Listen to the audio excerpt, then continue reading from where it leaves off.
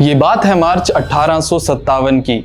East India company के द्वारा बनाई गई आर्मी में एक भारतीय सैनिक को फांसी की सजा सुनाई जाती है। नाम था मंगल पांडे। अपराध ये कि मंगल पांडे ने ईस्ट इंडिया कंपनी के ऑफिसर पर हमला करके उसे जान से मारने की कोशिश की, क्योंकि उनके द्वारा इस्तेमाल की जा रही गन्स के कारतूस बीफ और पोर्क से बनाए जा रहे थे।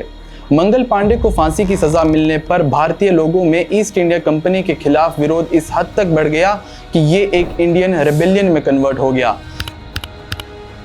मेरठ, कानपुर और झांसी जैसी जगहों पर सिपॉइज ने सारे ब्रिटिशर्स को मार डाला और इन इलाकों का कंट्रोल इनसे छुड़ा दिया। इसके चलते पूरे भारत में आज़ादी की एक लहर जाग उठी और भारत को आज़ाद करवाने रानी लक्ष्मीबाई, तांतिया टोपे और नाना साहिब जैसे नायक इस क्रांति के बड़े कंट्रीब्यूटर बने।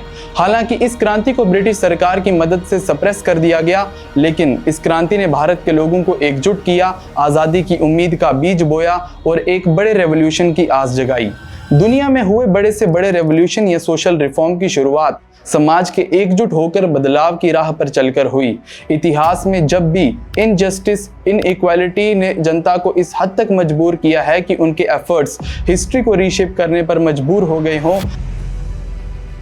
हर उस समय fight for justice, fight for survival में बदला, यानी अन्याय की लड़ाई ने अस्तित्व की लड़ाई का रूप लिया।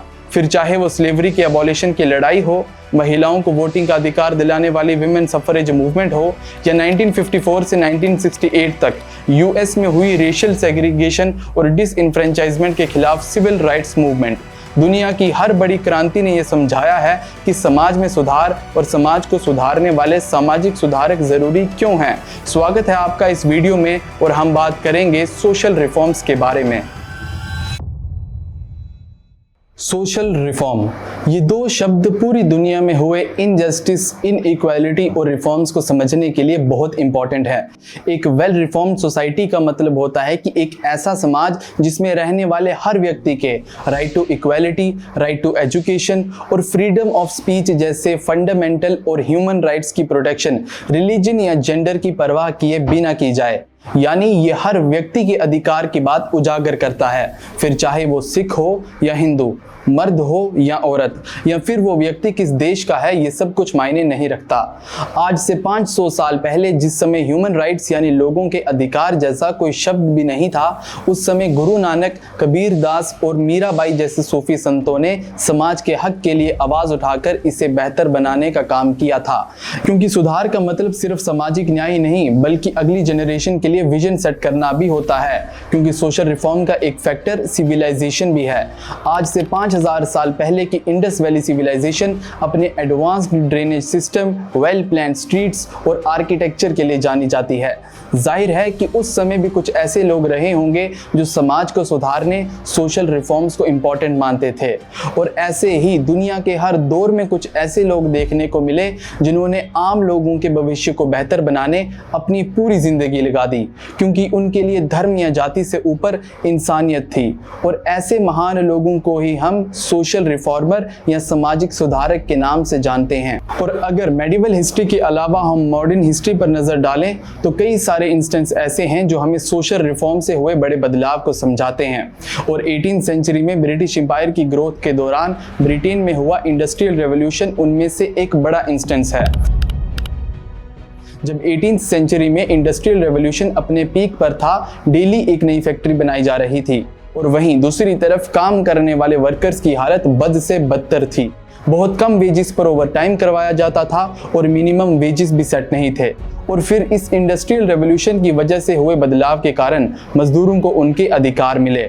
इतिहास में मजदूरों पर हुए अत्याचार के खिलाफ आवाज उठाने का योगदान father of communism Karl Marx को भी दिया जाता है। कार्ल मार्क्स वो रेवोल्यूशनरी थे जिन्होंने वेपन्स और वायलेंस के बिना मजदूरों पर हो रहे अत्याचार के खिलाफ आवाज उठाई। उनका मानना था कि एक ऐसी सोसाइटी हो जिसमें गरीब और गरीब ना बने और अमीर सारी वेल्थ अपने पास इकट्ठी ना कर सके। अगर हम आज मिनिमम वेजेस, सोशल सिक्योरिटी और वर्कर्स के राइट्स की बात करते हैं तो कार्ल मार्क्स जैसे रेवोल्यूशनरीज का नाम सबसे पहले आता है। इंडस्ट्रियल रेवोल्यूशन ही वो रेवोल्यूशन या रिफॉर्म था जिसने मजदूरों को उनके अधिकार दिलाने का काम किया था। और आज के दौर की बात करें तो दुनिया की वर्तमान व्यवस्था भी एक ऐसे ढांचे पर टिकी है जो कि सालों पहले बनाया गया था, जिसमें कुछ लोगों को अधिकार और कुछ लोगों को बस आशा मिलती है। और जब कोई व्यवस्था सिर्फ कुछ लोगों के हित में काम करने लगे तभी बदलाव की बुनियाद रखी जाती है, या तो चुनाव के जरिए या तो आंदोलन के।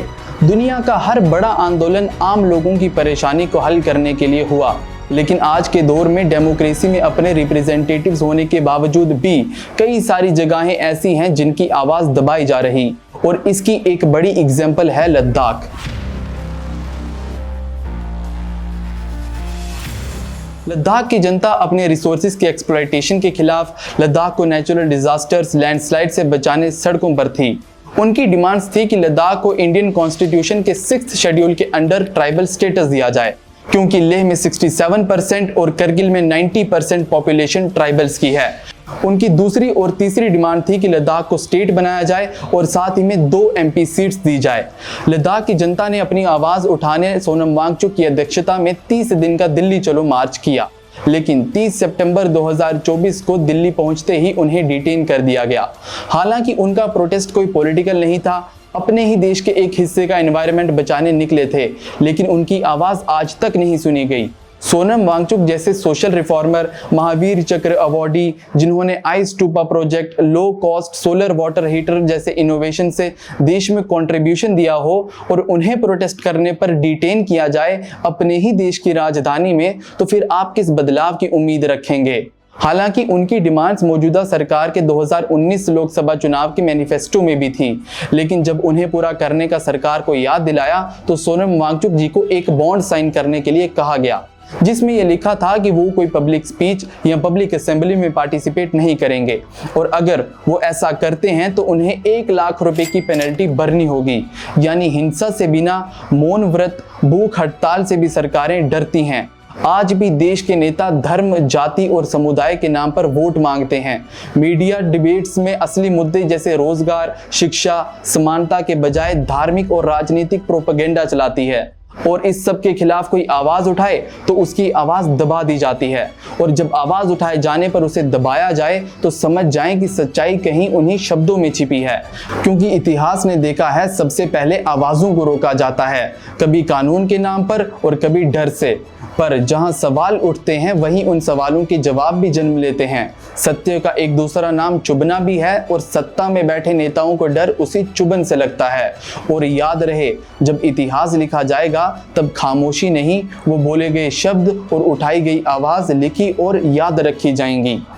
हर देश, हर राज्य, हर समाज ये चाहता है कि उनकी जिंदगी में और समाज में सुधार हो, लेकिन अपनी जिंदगी और समाज को सुधारने हमें अपने सिस्टम को बेहतर करना होगा। कहा जाता है कि a nation that debates the irrelevant will never solve the essential, यानी जब चर्चा के मुद्दे ही इररेलेवेंट होंगे तो असली मुद्दों के हल कैसे निकलेंगे। जब न्यूज़ चैनल्स की डिबेट्स में रिलीजन को डिस्कस किया जाएगा तो फिर सरकार से जनता के सवाल कौन पूछेगा।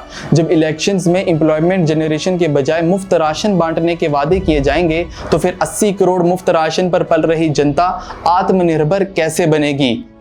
देश के 80 करोड़ गरीबों को मुफ्त राशन देने वाली योजना को भाजपा सरकार अब अगले 5 साल के लिए और बढ़ाएगी। फ्रीडम फाइटर्स के योगदान की हायरार्की को सेट करके जब पॉलिटिकल नैरेटिव सेट किए जाएंगे तो वो कैसा सुधार कहलाएगा। जब सर्वधर्म समभाव के नारे लगाकर हम धर्म के नाम पर वोट मांगेंगे तो फिर विश्व गुरु कैसे कहलाएंगे। जब माफी नीति जैसे कानून का सहारा लेकर राज्य सरकारें रेपिस्ट को रिहा करेंगी और उनके रिहा होते ही उनका स्वागत हार पहनाकर किया जाएगा तो फिर देश का युवा क्या सीखेगा। सामाजिक न्याय के नाम पर जब हम रिजर्वेशन बढ़ाने की बात करेंगे तो वो कैसा सुधार कहलाएगा। हर बदलाव का एक साइकिल होता है। जब कानून बनाए जाते हैं पर सामाजिक न्याय नहीं होता तब आवाज उठती हैं। जब यूथ सिस्टम का हिस्सा बनने के बजाय उसे बेहतर बनाने की सोचता है, तब असली क्रांति होती है। ये समय है सवाल करने का, ना कि सिर्फ वोट देने का। हमें देखना होगा कि क्या हमारी व्यवस्था सच में सबको बराबर का अधिकार देती है या फिर सिर्फ कुछ लोगों के हित में काम करती है। सत्ता का नशा ज्यादा से ज्यादा 5 साल का, वो भी तो लोग थे जिन्होंने इतिहास में सदियों सदियों राज किया, लेकिन उनका आज नामो निशान नहीं। इसीलिए सत्ता में बैठे नेताओं को समझना होगा कि तुमसे पहले जो शख्स यहाँ तख्त नशीं था, उसे भी अपने खुदा होने पर इतना ही यकीन था। हर नागरिक को यह समझना होगा कि जनता का अधिकार सर्वप्रिय है, उससे आगे या उससे बड़ा कुछ नहीं। फिर जाके एक बेहतर कल और एक बड़े बदलाव की उम्मीद ये देश रख सकता है। जनता को मुफ्त की रेवड़ियों में उलझाकर पैसों के सहारे सत्ता में बैठे नेताओं की कुर्सी बचाने की कोशिश कभी ना कभी तो नाकाम होगी। कभी ना कभी तो ये देश की जनता समझेगी कि पहले ये तुम्हारे हाथ से कलम छीन लेंगे, फिर सोचने का तुम्हारा जहन छीन लेंगे। तुम चिल्लाओगे मगर सुनेंगे नहीं।